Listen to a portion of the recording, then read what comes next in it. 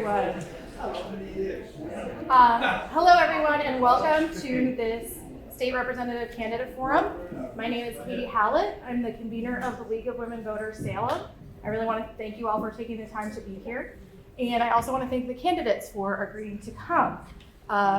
Domingo Dominguez, Manny Ramirez, and... Oh my God, I'm so sorry. Easily confused.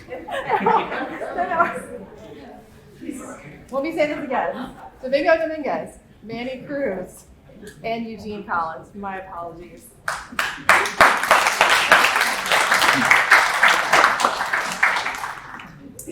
One housekeeping note, if you have any questions to write on your cards, just hold them up and Jen will come around and collect them. Any that we're not able to get to tonight due to time constraints, we will pass along to the candidates so that they can answer at their leisure. We did previously collect quite a few questions, so we might not get to many. I also want to introduce our moderator tonight, Will. Will Dowd. I forgot to put that down. That's okay. He's a former reporter for the Salem Gazette, the Marblehead reporter, and the Swampscott reporter, so he might be a familiar face to many in the crowd. He currently covers news for the Cambridge Chronicle. So thank you so much for being with us. No problem. So let's get into it.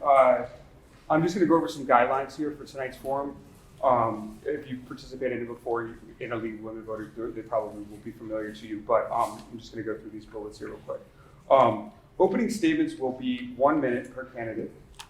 A nonpartisan questioning committee has prepared the final questions from questions submitted to the League in advance and submitted from the audience tonight. The committee grouped similar questions and edited for length and clarity if necessary. The questioning committee has selected the final questions. We will have about 8 to 10 questions tonight. You will each be given 90 seconds to answer each question. The order of answers has been randomized by using random.org. Closing statements will be 1 minute long, and the order will also be random.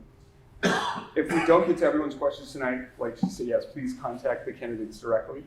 For each statement or answer, our timekeeper, Claudia, will hold up a card when you have 30 seconds left in your time. She's right there.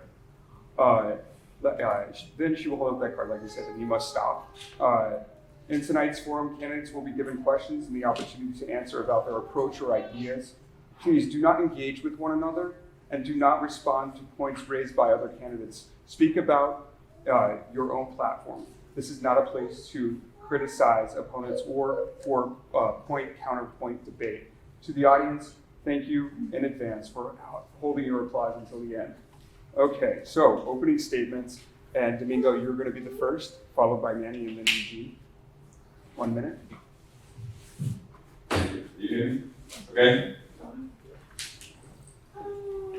I want to start by thanking the League of Women League Voters for putting this forum together, telling us on TV, the Community Life Center, and all of you for being here this evening. I want you all to know that my journey to the Dominican Republic of America has been a wonderful experience coming to a land of freedom and tremendous opportunities. I could never imagine that regardless of who you are and where you come from, if you work hard, follow the law and the rule, the possibilities in America are endless. With the support of my family and friends, I never realized that one day I will be elected to serve big bench representing the people of the historic Salem. Now, as a candidate for state rep, like other former state representatives. Domingo. Sorry.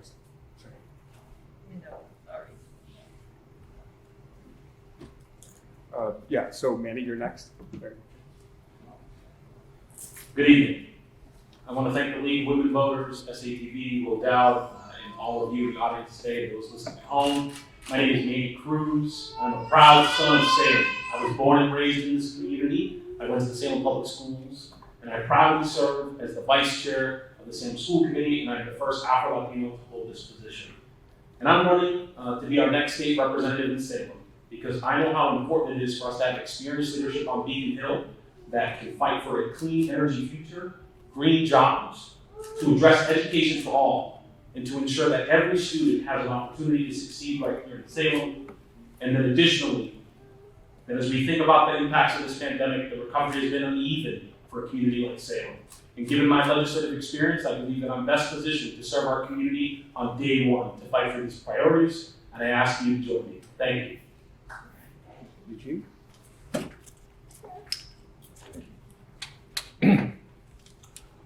Good evening. I'd like to also thank the League of Women Voters.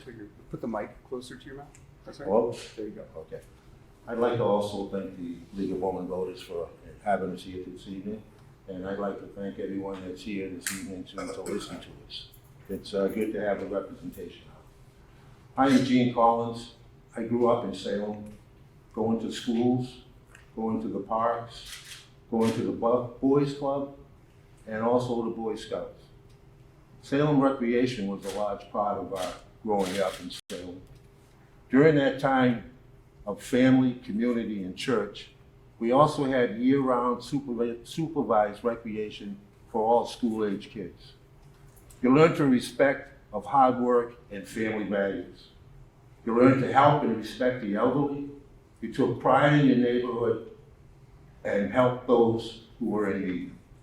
Times have changed, and the challenges to Salem have changed. Thank you, Eugene. Thank you. You want to hold that mic because you're going to answer this question first. So this is the first question. As candidates for state rep for Salem, it's important to be versed in what is currently happening in the House and how it impacts all of the residents of Salem. What bills being considered do you believe matter most for our residents, and what specific initiatives will you propose if elected? And if you need me to reread the question, I can do that. No, it's the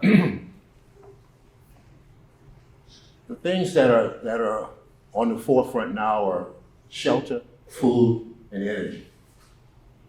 Those initiatives will be on the forefront of my list. I also will actively be looking to seek out manufacturing and distribution to come to Salem. In terms of bills, there are several bills that are going through the House now in terms of monies and programs coming into the communities, i.e. For housing, recreational opportunities, and also for schools and community buildings.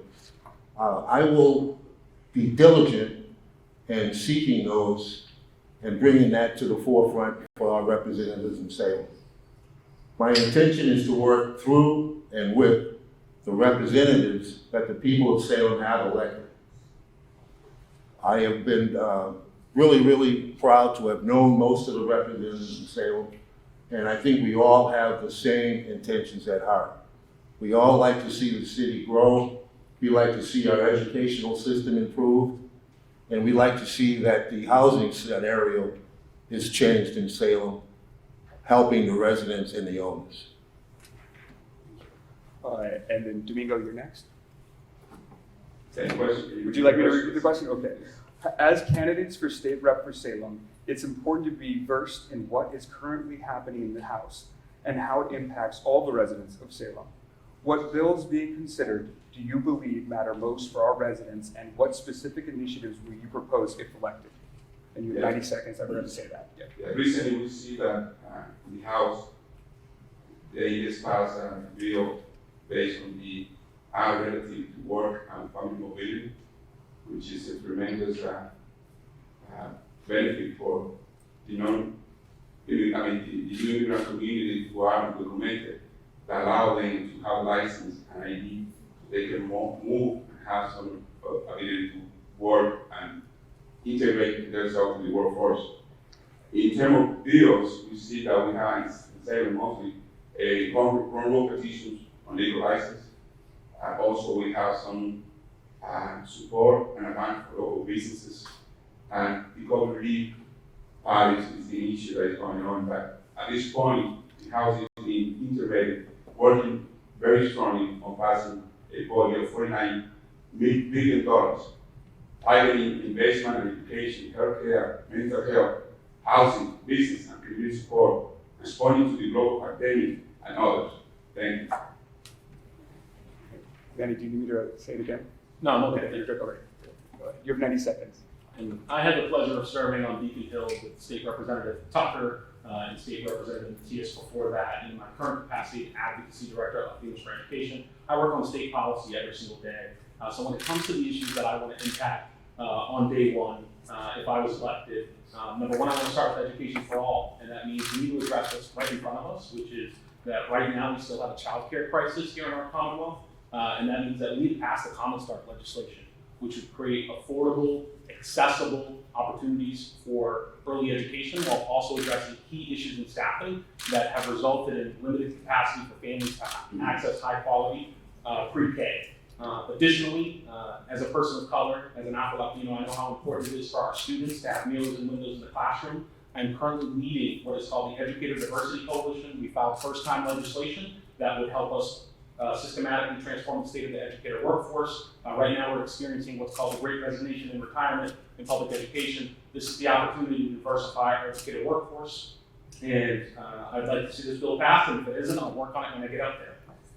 Additionally, economic mobility and prosperity really matters to me, and I believe that that begins with addressing the need for a clean energy future so that all of our children can live. And that means that we need to pass the Green Futures Act, which would radically transform our green for jobs, but then also put us in a position to have better infrastructure right here in our Commonwealth. So those are the bills that I would begin. Thank you. So you want to keep that because you're going to be the first person to answer this question. So this has to do with gun control. Massachusetts is lucky to have some of the strongest common sense gun laws in the country, making it one of the safest states when it comes to gun-related violence. Nevertheless, gun violence disproportionately takes the lives of Black and Latinx people in Massachusetts. The state legislature is currently working on several bills to further address gun violence, particularly in the inner cities. These are the Ghost Gun Bill, the Homemade Silencer Bill, and the Crime Gun Database Bill. Which of these bills would you advocate for and why? What other ideas do you have for legislation to address gun violence? This is an excellent question, and obviously very timely given the tragic events that we saw unfold in Uvalde, and we continue to see mass shooting after mass shooting across our state. So while the Commonwealth is certainly fortunate to have some of the strongest gun control laws on the books, we can go further. And you just mentioned 3 of the bills that we should be working on, and I would advocate for all 3. I have a strong relationship with the Massachusetts Major Chiefs of Police. Alice Peisch, who filed the Ghost Gun Bill, is a partner of mine in my work on education, and I would certainly want to advance that. I'm very concerned about the idea that someone can print a firearm in their home, and I think that we need to be doing all that we can to ensure that that gets regulated. What are some of the other proposals that we can work on besides access to these pieces? I think we also need to address the fact that our neighbors are able to travel across state lines into our state, and they have different gun control laws. So my advocacy around gun control does not end here in the Commonwealth. It will extend beyond that. I am willing to march with advocates everywhere in our Commonwealth, but also in Washington, D.C., to encourage every single lawmaker to do right by our school children. Just at our graduation, we heard from our salutatorian who talked about the horrors of having to go to school every single day. We're Democrats. And as Democrats, we've known for a long time that banning AR-15s is the way to go when it comes to gun control in our country. So on my end, I'm going to do all that I can to ensure that our children can live with dignity and in peace when they go to school. Thank you. Eugene, you're next. Okay. Thank you. I too applaud the state of Massachusetts for its gun control laws. We are a leader in the nation in terms of trying to control the access to guns. There are buyback programs that are being initiated across the Commonwealth. There are other educational programs in terms of outreach, getting the message to the children and to the young adults that there are other alternatives, there are other activities that can be brought about in terms of the police working with the youth in different cities. Through that type of collaboration, we can get some cohesiveness between the youth and the adult population. We can reach out to them at a better stage and more as a peer thing and show them hopefully the better way to go. We can do that through the programs that are existing now, and we can also do that by strengthening those programs that we have within the community. I believe that it's not just browbeating, it's actions that make the difference. And if we all act as a community and reach out to our young people and show them a better way, I think that we'll all be better off. Thank you. This is a great question. I just have to say that House Representative State USA passed a bill last week. We was over long overdue. I think it's about time that we, as a nation, address those important issues. The bill passed 222 votes in favor and 204. Glad that many stand up, many are leaders, and I will be joining effort with them if I get elected. But I also believe that we need to continue to support and improve our mental health programs. Make sure that our schools are safe and improve the background checks. By having those in place, we help not only prevent, but also target the issue from where it's coming from. I know that by raising the minimum age will help, but I think that we need to focus on those areas to make sure that we really address the concern about salary situation that is getting people out. Thank you. Thank you. And our third question has to do with education.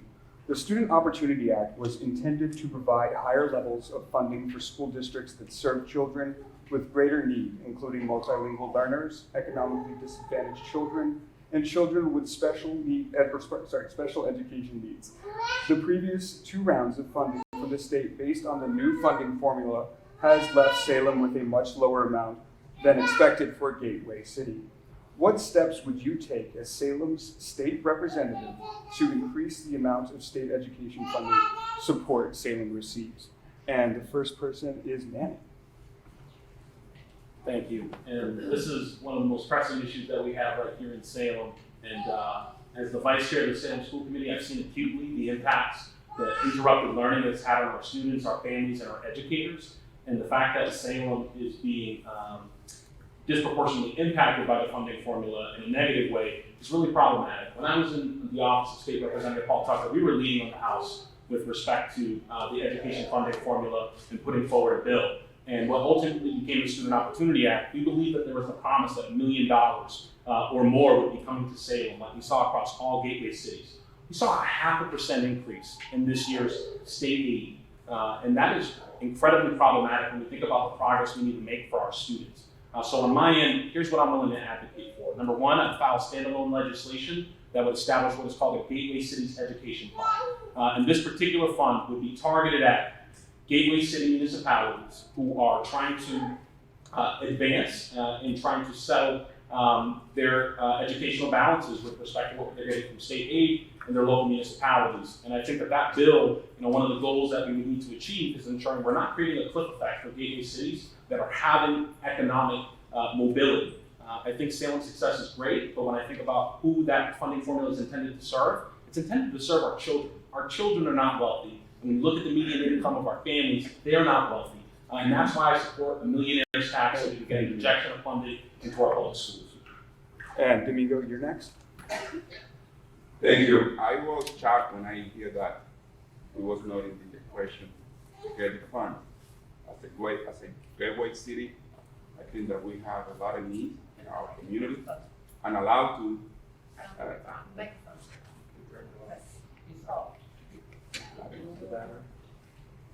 me see here. You'd like some assistance here?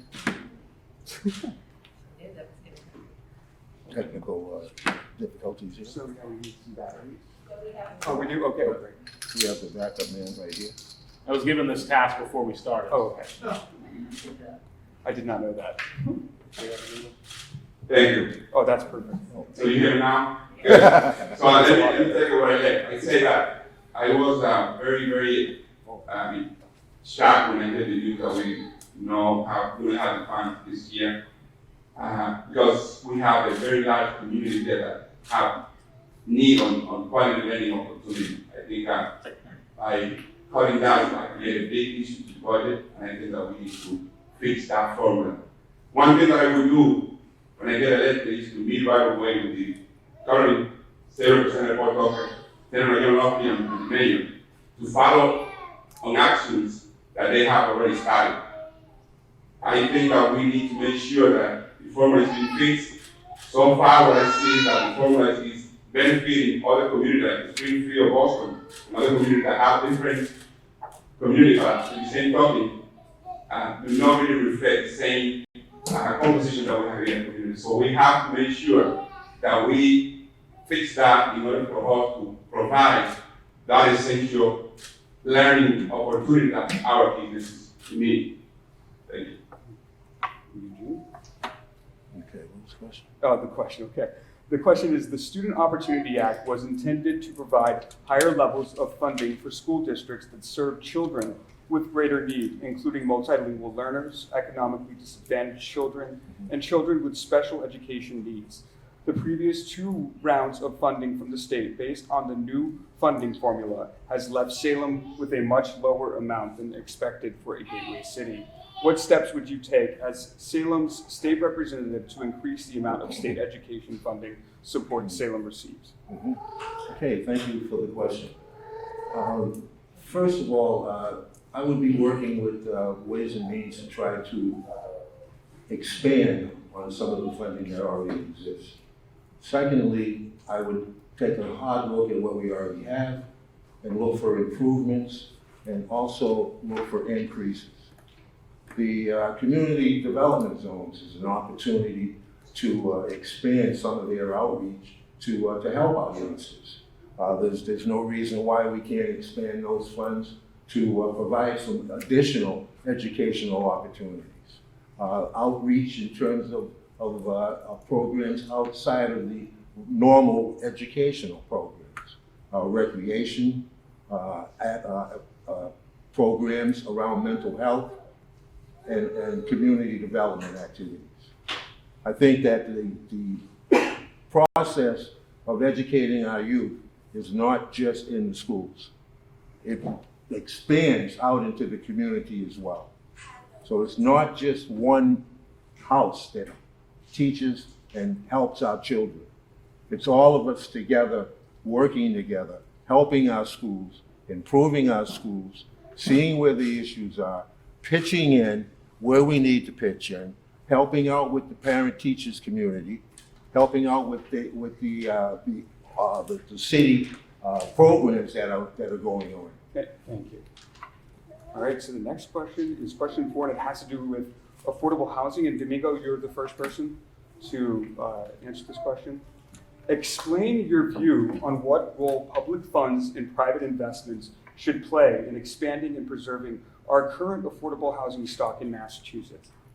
Thank you. I will continue to advocate for real affordable housing here in Salem and in the state. I will support the slowdown of condo conversion, which has been one of the biggest factors in the reduction of affordable housing in Salem. I will advocate for senior housing and veterans. And to answer the question directly, I will make sure that the government and private sector businesses create affordable housing like we have in Pico High, Salem High, and North Tower. These 3 projects have been quite successful in providing housing in Salem. I think by having both combinations, we can produce some type of housing that can help alleviate the situation of the crisis that we have in us. Thank you. Okay. Eugene, you're next. Okay. In terms of affordable housing, there are programs coming out of the state now that are addressing some of the issues in terms of financing affordable housing. The issue is not the willingness of some of the city leaders to have affordable housing. The issue is the financing. And until we get a handle on how to objectively finance these operations so that there are win-win scenarios where we're going to have a give and take and we're going to have a plus and minus. I would suggest that the state has a fund for affordable housing and affordable housing advocacy and affordable housing construction. I would tap into that. I would work closely with them in terms of locating areas within the city that would be viable for that type of construction.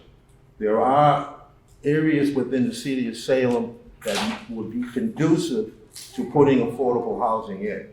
The housing stock that we have now, there are bills within the state that we're not utilizing now to renovate and rehab our existing housing stock. So we're not really taking advantage of some of the things that are available right now. That would be one of the first things that I would do. The other thing that I would do is look for relief within the home ownership.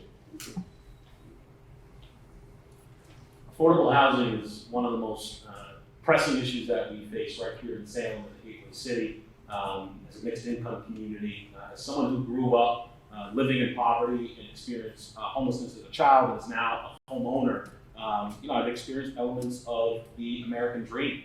But for a lot of families in our Commonwealth, this is just simply not a reality. So what can a legislator do? I mean, our role is to file bills and to advocate for budgets. So when we talk about affordable housing, we should talk about what's been done. We passed landmark legislation to increase production. And what do we have left to do? We need to change the dynamic with respect to the way that development currently occurs within our Commonwealth. And I think one way that we can do that is by incentivizing private developers to reach higher levels of affordability within their projects. That's why I support a real estate transfer tax that would incentivize these individuals who currently are experiencing 10% handshake deals for affordable housing to get to 30%. And if they don't reach that, we tax them at a higher rate. And then we put that funding here in Salem into an affordable housing trust fund. And when we talk about affordable housing, we also need to be talking about tenant preservation. We need to do all that we can to support the line items within the budget that ensure that our families have access, our families and individuals have access to state funding to remain in their homes. As a Commonwealth, we should be leading on civil legal representation for folks that are in housing proceedings. Following the eviction moratorium, evictions were running through the door in housing court. And I want to lead on that issue when I go to Beacon Hill. Thank you. Thank you. All right, so we're on question 5. And this one has to do about the environment. And Eugene, you're going to be the first person. Climate change is a crisis that we can already see affecting our coastal community. What specific environmental policies or programs would you seek to enact as state representative? Climate change is a very serious problem. Unfortunately, it's being politicized. We all know, and we can see just in our own lives, that the climate is changing. Things are happening. One of the things that I would look to is working with the coastal authorities in order to preserve the coastline. Seawalls along our coastline at a 2-foot level would be very, very plausible for us. It would save a lot of land that we already have. In terms of green space, preserving the green space that we have, we're already planting trees. We have trees going up throughout the city. So that's an encouragement. There are also incentives coming out for businesses to encourage them to be more climate aware and producing products and having their establishments more green in terms of their energy use. Also, we have an opportunity for a wind farm in Salem. That could be an opportunity to save us tons of money on energy. So that's an opportunity that we can utilize in Salem. Thank you. Thank you. Domingo, you're next. Thank you. With the current environmental crisis that we see how dangerous it is in Salem and the whole state of Massachusetts, I will be supporting any bill that brings help and relief to improve our environment and that promotes reductions on emissions and dependency on fuel. I will support a generator of solar energy and the further development of wind-generated current energy. I will also support the expansion of electric powered automobiles and the reduction of those vehicles powered by gas. I will support programs that give tax incentive to foreign industries that demonstrate large cuts in pollutant emissions. I think that we need to tackle this essential or this essential climate situation that we are. We see throughout the whole nation and the world how things is happening. A lot of fires going on, a lot of flooding, a lot of hurricanes. That is because we are not taking care of our environment the way we're supposed to. We as a leader have to do better than that, and I think that we need to focus on those issues and in this issue as a priority. Thank you. Danny?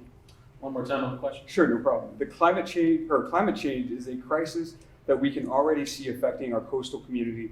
What specific environmental policies or programs would you seek to enact as a state representative? This is the challenge of our lifetime, climate change. And as a former National Park Service ranger and a kid who grew up here in Salem, I love the beauty of our coastline. But we need to be talking about climate change in a holistic fashion as a climate justice community. As a coastal community, it would take one category 4 storm right here in Salem, and there would be certain parts of Salem that would be underwater. The urgency on this issue is so pressing to protect life and property. My daughter's future is not guaranteed. As a parent, that's the one job I have. So what policies would I support? I've mentioned one of them, that would be the Green Futures Act, which I believe dovetails very nicely on what we've already passed here in the Commonwealth, which is the Climate Roadmap Bill, which would help accelerate our transition, again, to green infrastructure, create new green jobs. This would be an economic proposal that would have tremendous impacts for times to come. Salem has an opportunity to be a leader in offshore wind, and that's why I support an act to promote offshore wind and energy renewables. We need to continue as a state to continue to invest in this area, multi-million dollars, because this is going to be good paying green jobs. And then the other piece of this equation is, what do we do about transit? Transit has to be a part of our state strategy, and that's why I support modernization of the MBTA. We need to electrify the rail. We need to invest in the MBTA. We are kicking the can down the road on expanding things like free bus service and even service right here in Salem. We have an opportunity to have transit equity in Salem by creating a South Salem station stop that would save people last mile transportation costs. Thank you. So question 6, and this will go to you, Manny. Actually, you'll be the first one to answer, and it has to do with funding from the state for Salem. People in the audience may not appreciate the part the state representative plays in the city's budget and planning processes. Could you explain that a bit and discuss your future role and the specific work you can do at the city level? So I'm going to be pretty succinct on this. The state budget is a process that begins in January, the first year of the session lasts 2 years, and the process really begins with the governor. They file their H1, H2 budget, and then the House goes first. So what is my role as the state representative when it comes to the budget? Number one is to communicate to the leadership, what are my priorities in the budget? I've already talked about some of the things that I want to make sure we're focused on: climate change, affordable housing, public education funding. But I would submit to the legislature my funding priorities around creating civil legal representation for our residents of the Commonwealth who are being taken to court as we are speaking and evicted from their homes. We need a Gateway Cities education fund. And I've had the experience of working in the state budget for the last 4 years as both a legislative staffer, but also in my current capacity at Latino for Education. I've had success in that role, and you do that by building coalitions. And I've built statewide coalitions around education. I'm pleased to share with folks today that we secured $10 million in ARPA in first-time investment to diversify our educator workforce. The digital divide during this pandemic, we saw the importance of everybody, 0+ being connected to the internet. I led the charge in a campaign called Tech para Todos, Technology for All. It was a statewide campaign. We created a broadband equity commission by passing the budget amendment and then secured $50 million in ARPA. So I have the experience when it comes to securing money for our priorities right here in Salem, and I'm going to take that style of leadership to Beacon Hill. Thank you. Thank you. Domingo? Thank you. That's an important question. I mentioned in one of my answers that the budget is about 49 billion, and I think that the state representative, whoever is elected, play a major role. But I feel that many of the priorities that we need coming from you, from the people. That's my first initial task that I will do. I will continue to go door to door, talking to people, listening to you, and see what is the priority. I will also meet with the mayor, whoever is the mayor. I will get the mayors and city council priority list, and we put it all together. After I have that list on hand, I will make sure that I meet with the leadership and I try to negotiate or express the need that we have as a city. Based on that, I think that we can form a good team so we can all together can make things happen and we can get the funds that we need to alleviate the situation here locally. Thank you. All right, Eugene? Thank you. In terms of the budget activities at the state level and our share of it here in Salem, my intention is to work with the mayor and the city council and advocate for our city the needs that we have. At the state level, I would work with the Ways and Means and the other coalitions that we have in order to bring forth the urgency that we have here in Salem. I believe that strong coalitions will help us along the way. The idea of bringing the message forth from the residents of Salem is one of priority. The people of Salem will bring forth their ideas and things that they would like to see moving forward. As legislators, we will put that issues and activities into monetary stages and try to produce budgets and money to get those things done. I think that at the state level, we will have the advantages of team leadership from the other elected officials that we have. And with the changing of the guards, I think we might be in a better position than most. Thank you. And we are now halfway through. So, yeah, just wanted to say that. And I just have a quick note here. Someone can come up here and grab this real quick from the lead. Just, thank you. So question number 7 is about green energy development in Salem. Salem is about to become a marshaling and staging port for offshore wind power.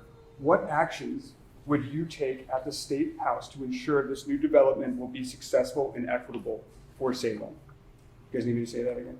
You're good? No. Okay. Thank you. Oh, no, so Domingo is actually first. Okay. Sorry about that. Thank you. I think this is a great positive project that is happening here in Salem.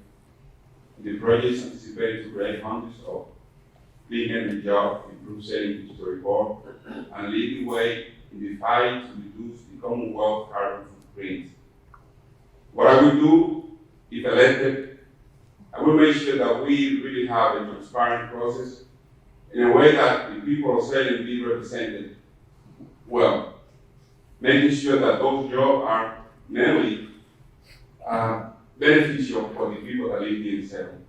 We also need to make sure that by having this project, we do not create any impact on the quality of life in the surrounding neighborhood and the city as a whole. So my proposal in that way that I will be watching closely, meeting with everyone involved in this project, making sure that the project moves forward in the right direction. Thank you. All right. Manny, you're next. So I alluded to this in some of my other answers, but I think clean energy future is critical, and Salem has this opportunity to be a leader when it comes to offshore wind. So what can I do as a state representative? I mentioned I want to support the Green Futures Act. That bill needs to be passed. But then let's take it down to the local level. I think when it comes to the project itself, we want to ensure that that the workers that are coming there are from Salem as well. And so we need to build pipelines to the green energy future for folks. And so what I'd love to see in conjunction with what we're already seeing at Salem State's campus, in which they're trying to centralize to the central campus by selling off South Campus and to move towards building a STEM wing. I would love to work with the Workforce Investment Board to develop a green jobs training program with the intention of helping folks retrain to enter into the profession. And this is really common that legislators will come together to file earmarks to be able to support these types of localized projects so that people can see the benefits of our budget and our state investments. So to that end, I would work with Senator Lovely to not only monitor the progress of the state dollars that are being used, to fight for things like a wage theft legislation right here in our Commonwealth, where we have over 100 co-sponsors to ensure that the people that are there we're paying into the system, but also that we have local dollars from the state budget that get allocated towards a jobs training program that would facilitate greater access for our Salem residents. Thank you. Thank you. In terms of the Salem wind farm and the opportunity in the wind industry, I think one of the first things that I would look to is the company that is performing the wind farm construction. I would look for the spin-off from production, i.e. the inconvenience, the noise. Is that going to be long-term? What's the impact for the residents of Salem long-term? There has been some modifications to wind farm construction. There has been some problems, quite frankly, with noise and other effects in the environment from the wind and the effects of it. I am hopeful that some of those things have been diminished, and I would look forward to working with the company in terms of making sure that the residents receive positive benefit and less negative. There is also an opportunity, as was mentioned, to expand out in the jobs arena. And that's a great opportunity for our young folks and for those that are interested in that particular endeavor. So there are opportunities that would be brought forth from having a wind farm. There's definitely some leadership opportunities and a lesser of a learning curve. Thank you. The next question is, we are on question number 8, and it has to do with housing. 2 bills, and Eugene, you're going to be the first person to answer this. 2 bills to enhance tenants' rights are under consideration. 1, the right to counsel in evictions, and 2, sealing certain eviction records. If you are familiar with these bills, how would you vote, or what would you change about the legislation? If you are not familiar with these bills, what would you do to strengthen tenant rights in the Commonwealth? I've actually written about this actual question, so I'm Good. Good. Kudos to you Okay. guys for actually having this question. I did a huge project on it anyway. So yeah, Eugene, you're first. Thank you. Yes, I have heard about that legislation. I think it's a great piece of legislation. Primarily what it does is that it gives representation to those that are facing eviction and do not know the legal process and do not have any idea what their particular rights may be. So yes, I do sponsor that, and I do hope that will go through. I think that it's already there, and it's due to pass. In terms of tenants' rights, that is a whole area of concern. The idea of shelter for the residents of Salem and the Commonwealth at large is critical. And as residents and citizens of Salem, we need to really take heed to our housing stock and our ability to make housing more available to the residents that we have. There are opportunities for expanding affordable housing. There are avenues that we can approach, and working with the city council, I hope to bring some of those issues to Salem. There are bills that have funding attached to them that would allow us to have that opportunity. We would pursue those at great length. Thank you. Domingo, you're next. Thank you. I believe those 2 bills are very attached to the rent control that in the past was in the ballot and was voted down by the people of the Commonwealth. I think that tenant rights, it is appropriate. We also have to see landlord rights in order for us to have a balance on any possible compromise. I also believe that something needs to be done in regards to rent control. What it is, I don't have the magic answer for that, but I think that by having a conversation will help everyone in both sides of the aisle.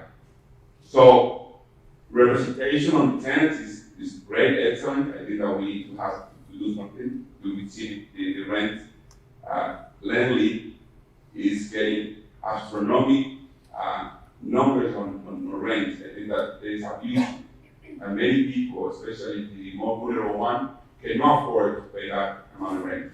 So I think the conversation needs to be on place, and I'm pro finding a solution to alleviate that situation. Thank you. Do you want to say it again? No, Will, Okay. because I mentioned this earlier. So to that end, I'm also pleased that this question was posed because I do think that the fact that we don't have civil legal representation in housing-related matters in our country is incredibly problematic, and it's part of the reason why we see folks are so housing insecure. So as I previously stated, I certainly support this bill, and I would love to see the Commonwealth lead on this issue by taking it up. I think when we talk about tenant protections, there are other areas of law that we could also be considering. If this is about keeping people in their homes, I agree with Domingo. We absolutely need to ensure that we're thinking about homeowners as well. As when I was in the office of State Representative Paul Tucker, we'd often get calls from homeowners, not that were in eviction proceedings, but that needed questions asked about their mortgage. They couldn't afford an attorney. And so there's a whole host of reasons why civil legal representation should be available to anyone who seeks it in a housing-related matter. But the other piece of this that I would love to talk about is condo conversion rates. I do think that right now we're seeing an entire asset class wiped out in our Commonwealth, which is multifamily housing, in which we're seeing millionaires and billionaires buy multifamily housing and then converting those same units, and then it's overall decreasing the supply of available rental stock. So I do think that we need to increase the tenant protections for individuals that find themselves in this situation. As of right now, you get about 30 days. I think we can expand that to a much longer period of time so that those residents might be able to marshal the resources necessary to make a bid on the condo that they're living in the future. Thank you. I just want to do time. It's almost 7:23. Either another question and then closing. All right, cool.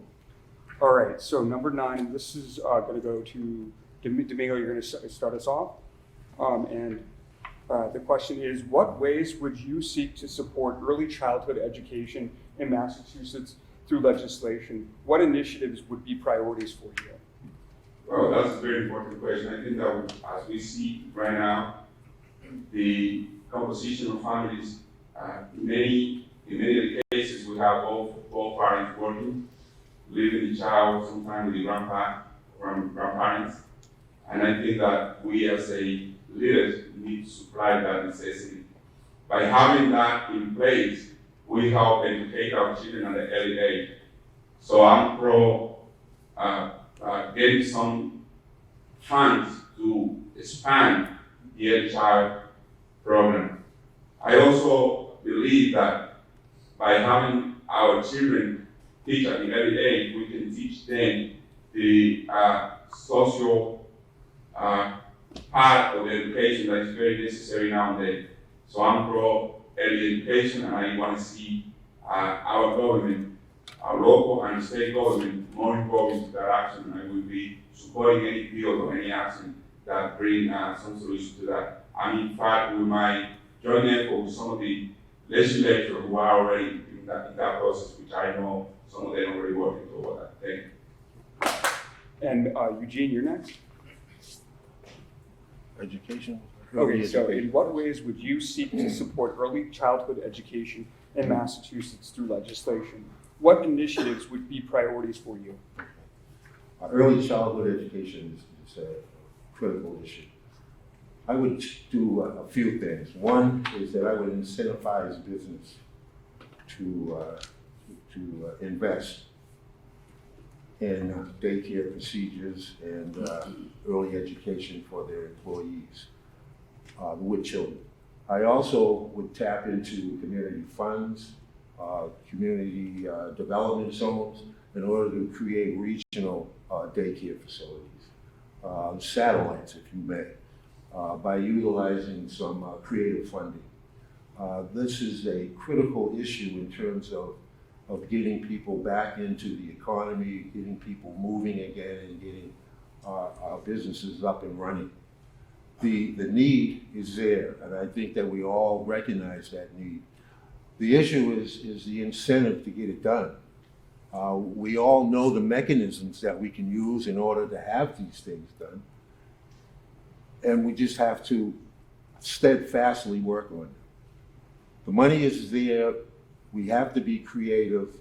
We have to have childhood early education and childhood early daycare.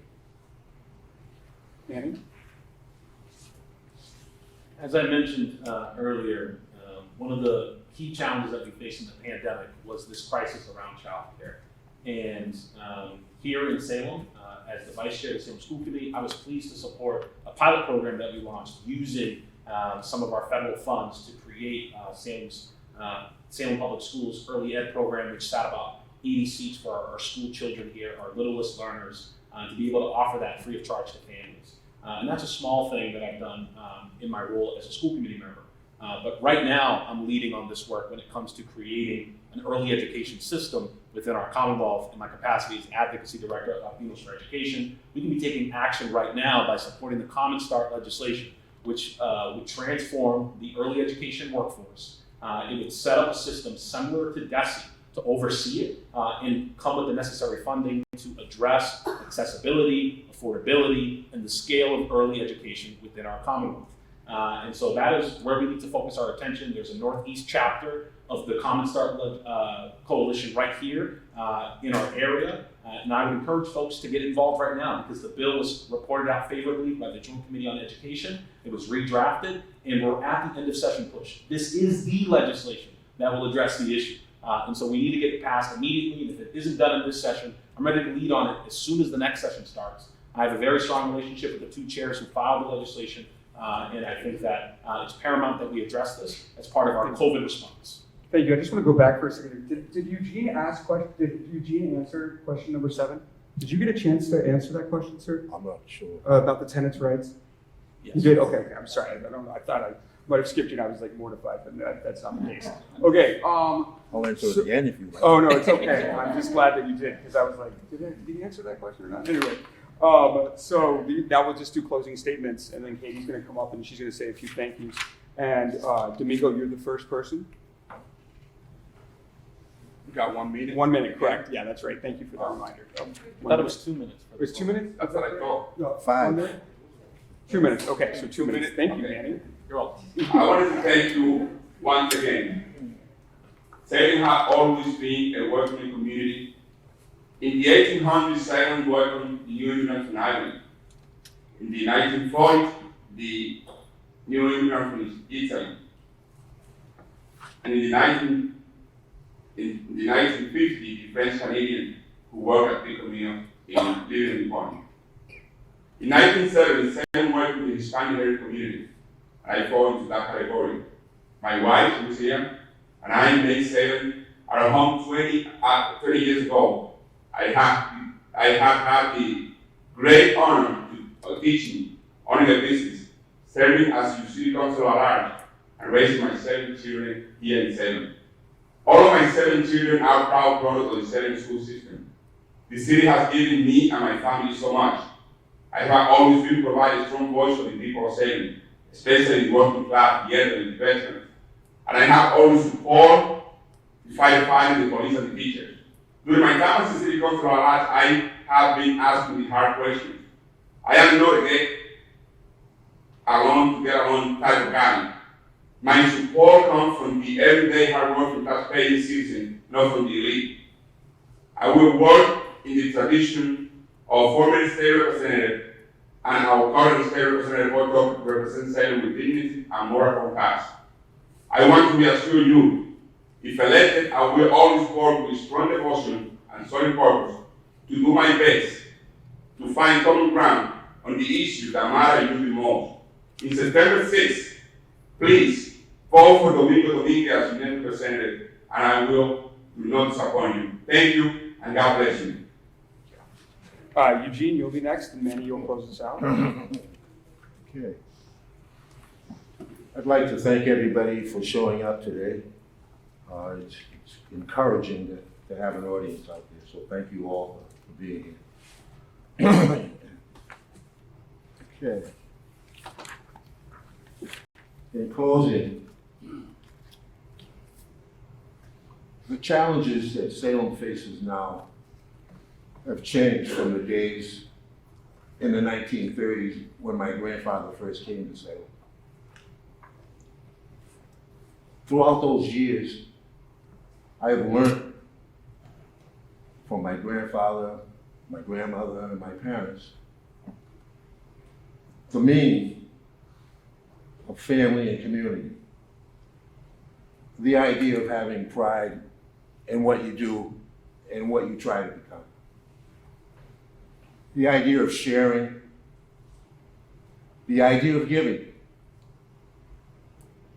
All comes from my early learning here in Salem. Now, I'm running for state representative because I have learned the skills and I have the knowledge needed for this job. I have a master's degree in business management. I have more than 20 years in private and public sector work. I am proud to have served the city on the Board of Health. I am proud to have been a planning board member. I am proud to be a member of the Salem Democratic Committee. I am well known by the elected officers here in Salem, the local community representatives. Now, I am not running against anybody. I am running for the city of Salem. Thank you, sir. Go ahead, Manny. I want to thank everybody for being in attendance. My wife and daughter were here earlier. If they were here, I'd recognize them. I was born and raised in this community. Salem is my home, and public service is my way of giving back to a community that's given me so much opportunity. From my days as a kid at the Boys and Girls Club, Leap for Education, and the mentors who invested in me and saw that I had an interest in civic education, to my days as a National Park Service Ranger, as a youth leader, I firmly believe that the experience that I built as a member of the Salem School Committee, as the advocacy director for Latinos for Education, and working in the legislature on Beacon Hill best prepared me to fight for a clean energy future and green jobs, education for all, to develop more pathways for economic mobility and prosperity, and to ensure that we recover from this pandemic in a way that is equitable and that we are getting our fair share of state funding. 4 years ago, this community entrusted me with their support, and I became the first Afro-Latino vice chair of our Salem School Committee. The key distinguishing factor in this race is legislative and advocacy and policy experience. My story in this campaign was only possible because of this community right here in Salem that helped shape my leadership. We need to elevate Salem's values.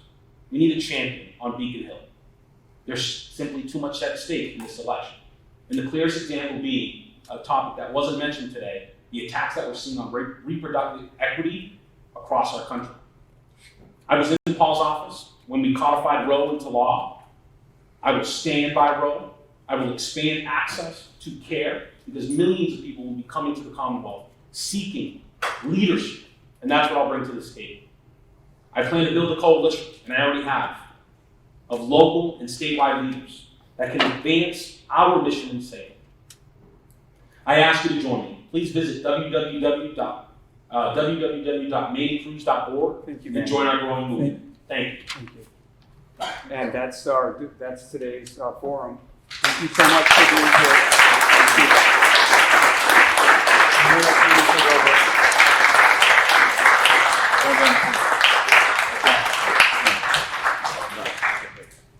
All right, thank you everyone so much for coming.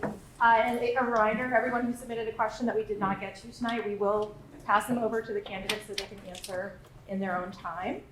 I'd like to thank again all of our candidates, Domingo Dominguez, Manny Cruz, and Eugene Collins. My goodness, I'm sorry. And I would also like to thank our moderator, Will Dowd,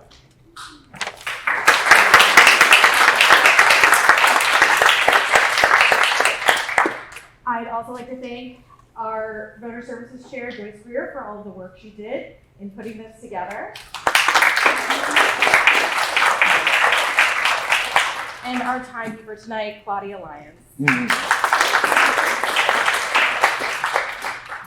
Thank you again to all of our candidates. And a quick reminder for everyone, primary day is September 6th. It's the day after Labor Day, so it's easy to miss. Make sure you mark your calendars. Thank you all.